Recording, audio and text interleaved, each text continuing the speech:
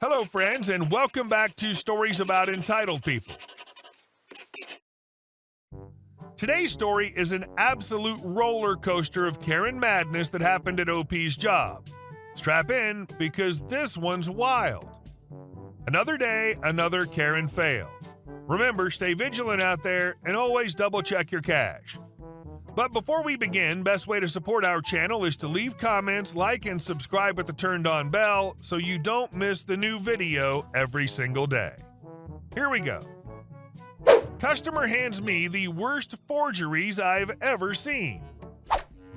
For context, I've worked at the same store now for 4 years, working various positions, and as such have had many encounters worthy of posting, but this event will always stand out to me because of the sheer absurdity of it. The cast: Karen, me, supervisor, the story. When I was hired for the second time at the company, story for another day, I was given the checking clerk position. It only took 3 days for my first incident to happen. The day started like any other, but midway through the shift, Karen came to my till asking to buy $1,500 in green dot cards plus activation fees. For those who don't know, green dot cards are special for 2 reasons. Reason 1, unlike ordinary gift cards, our system, at least at the time, put a small amount of money on the card as soon as it was scanned. And reason 2, they're payable by cash only because they have all the functionality of a debit/checking card. So far, nothing out of the ordinary aside from the high transaction balance. Red flag number 1. Despite it clearly informing her on the packaging of the card itself that it can only be paid with cash, she tries to pay with a credit card. When I relay this to her, she insists that I run it through anyway, error payment type not allowed. Cue debate of her insisting there is cash on the card, and me trying to explain that the card didn't decline, it was rejected because the system won't allow it because it's cash payment only. At this point, she demands a manager because I'm being unhelpful and clearly don't know how to do my job. At this point, I still had a temporary name badge with new hire printed on it. Red flag number 2, while we were waiting on the supervisor, she kept trying to convince me to let her have custody of the green dot cards, and me repeatedly stating, due to the type of cards you're attempting to purchase, company policy prohibits me from handing them to you until the transaction is completed. This is because there was already money on them, and if she took them and ran, she could transfer that money off the card before we could void it. The supervisor came and promptly told her not only was there no way to override it, but even if she could, she wouldn't because it's clearly against the terms of the product she wanted to buy. Red flag number 3, she pulls out a wad of $100 bills and starts to count out the amount needed, but when it picked them up, they looked off to say the least. In detail, they were printed on ordinary printer paper, apparently on the black and white ink setting. They were the wrong size and they weren't even cut straight. At that, rather than say anything to her, just reached for the intercom and requested a supervisor.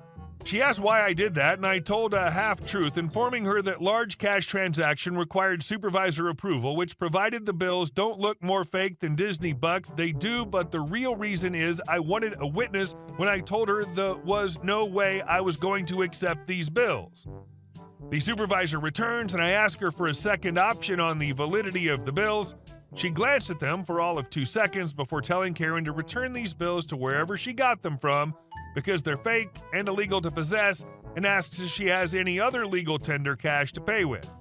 Karen says no, and the supervisor collects the cards and voids the transaction, taking both the card and void receipt for evidence, but returns the fake bills to Karen.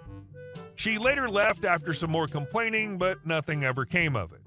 Later, one of my coworkers approached me and said to me they recognized her from their other job and she supposedly has been banned from every other store in the area, not just our company, for trying this same song and dance there. A few notes. 1, due to policy, we couldn't confiscate the fake cash on the, in this case, incredibly slim chance it was real. 2, we, for whatever reason, do not have security or loss prevention at this store, and associates are expected to deal with their own problems and safety. 3, because of the no security situation, we couldn't detain her till the police arrived. 4, we did, however, call the police to report it and let every other store in the state know of her. And there you have it, folks, another wild encounter in the world of retail. If you enjoyed this story, give it a big thumbs up, comment down below with your thoughts and share your own crazy customer stories. And our second story, Drunk Karen Story. This took place before smartphones and the like in the late 90s. To understand this story, you must know that the company that printed the local phone books did misprint a local locksmith's number wrong in the book. Where we lived, all the numbers started with 421, 423, or 425. And my grandparents' number was 423-5625, and the locksmith's was 421-5625, which spelled lock. Ironically, I got to hear both sides of this story because my friend's parents were the locksmiths. Well, the solution, so no one had to change numbers, was the locksmith bought and installed an answering machine at my grandparents' house and recorded the following message. Hello, you've reached the residence of Mr. and Mrs. Jones. If you're trying to reach A1 Lock, there was a mistake in the phone book. Please call 421 Lock and we'll be glad to help you. What we would just do was my grandparents would let everything go to the machine set to only 2 rings, and if it was for them, we would just say something like, Grandma, it's me, pick up, and they would then answer. Also of note, during the summers, I would stay at my grandparents' house because I would help Grandpa on the ranch, and we'd get up at 5:30, and it was just easier for me to stay there than him to drive and pick me up. Well, the summer after this misprint, at about 1:45 a.m., I hear Grandpa getting upset from the room I was in and went to see what was up. I see him on the phone repeatedly saying, Look, lady, you have the wrong number. Call 421. After about the 5th time I hear him say that, he slams down the phone. To calm down, he tells me that he woke up to use the restroom and stretch his bad knee and heard the phone ring. It would ring twice, the machine would get it, but the person was hanging up before it barely said hello and they would call back. So he answered to just tell them to call the correct number, because apparently it must have been important because he heard it happen 5 or 6 times in a row. Once on the phone, a very drunken lady refused to believe that the phone company would ever misprint the numbers in the phone book and demanded to talk to the owner because she knows him personally. The entire time he's telling me this, the phone is doing the hang up and redial. With this being my friend's family company, I didn't want them to lose the business, so the next time it rang, I answered and told her I was the after-hours phone service and got the location. She had locked her keys in the car and then just called the correct number, told them what happened, and gave them the information. Here's where the fun begins. The next day after the ranch work, I went over to that friend's house, which was normal. We all kind of hung out there. While there, his brother walks up to me to tell me what happened when I hung up. Apparently, before going, he called her to confirm the location was outside a bar and to approve the pricing of $35 for the unlock plus a $20 after-hours service fee. She agreed, and he got in the van and went. Since this is very easy to do, it only took him about 2 minutes to unlock the car, but notice the woman was very drunk, and the key seemed to be a spare on a ring by itself. When she saw it only took him a couple of minutes to unlock, she refused to pay, saying he was price gouging her. He simply tossed the key back in the car, locked the door, and closed, stating she'll have to pay a second unlock and service fee now. Her response? Call the cops and scream at him about how she's best friends with the owner and he was going to get fired. He had no clue who she was and just let her scream without saying he's the owner's son. When the cops arrived, they took both stories and sided with him. They made her pay him all the money in advance before they let him unlock the car. She quickly grabs the key, hopped in the car, and started to drive off, only to immediately get pulled over for drunk driving the moment she hit the street. She even pulled back into the parking lot, it was so fast.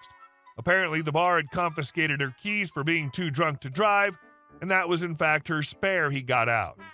She was arrested for a DUI, and the police had the car impounded. Karma is a B. I especially like that he just threw her keys back into the car and closed the locked door again. I wish I could see the expression on her face as your friend did that. And our last story. Brushing off the HOA, a colorful tale of code enforcement and a woodpile. This was years ago. I live on a property that's adjacent to a neighborhood with an HOA. The back part of my lot backs up to 2 homes in the HOA. Shortly after I moved in, neighbor number 1 comes over and asks why I haven't gotten rid of the brush pile, which is in violation of the HOA agreement. Mind you, it's like a small pile of branches that came down in a storm a week prior, and it's roughly 200 feet from any HOA property, not even visible from the road. Told neighbor number 1 that I'm not part of the HOA. Next couple days go by and I get a letter from the HOA asking me to remove the bush pile or face potential action.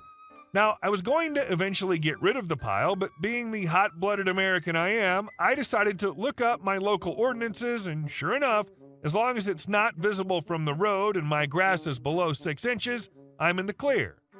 And again, I'm not in the HOA.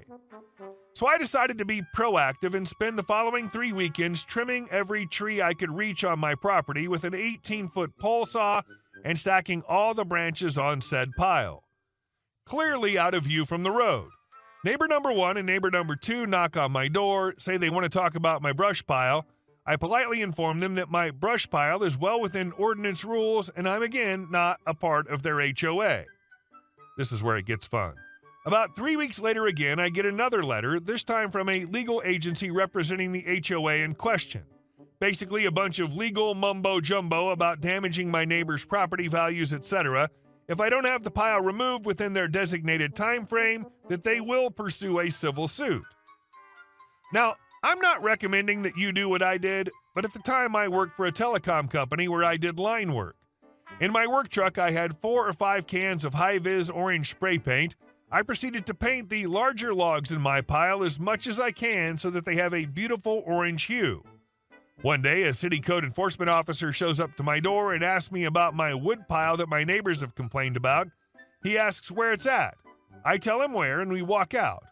He pulls out a ruler and determines quickly that my lawn is well within the requirements, drives around to the road of the neighborhood in an attempt to see if the pile is visible from the road. At this point, neighbor number 1 and his wife are out observing. Code enforcement officer concludes that the pile is not visible from the road and that it's far enough away from any structures that it's no threat of pestilence of any kind. Code enforcement nods to me and tells me to have a great day and sorry for the trouble.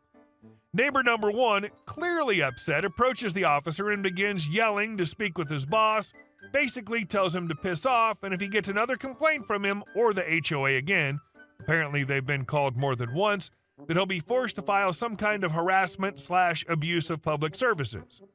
Neighbor number 1 moved out a little less than a year later. Neighbor number 2 hasn't so much as even been outside or showed up again. After a while, I got rid of the pile because I was sick of looking at it. Your story serves as a cautionary tale for those who would seek to trample on the rights of others in the pursuit of conformity. It underscores the importance of knowing one's rights and standing firm in the face of unwarranted intrusion. Hey guys, thank you all for watching the video. I'll see you in the next one.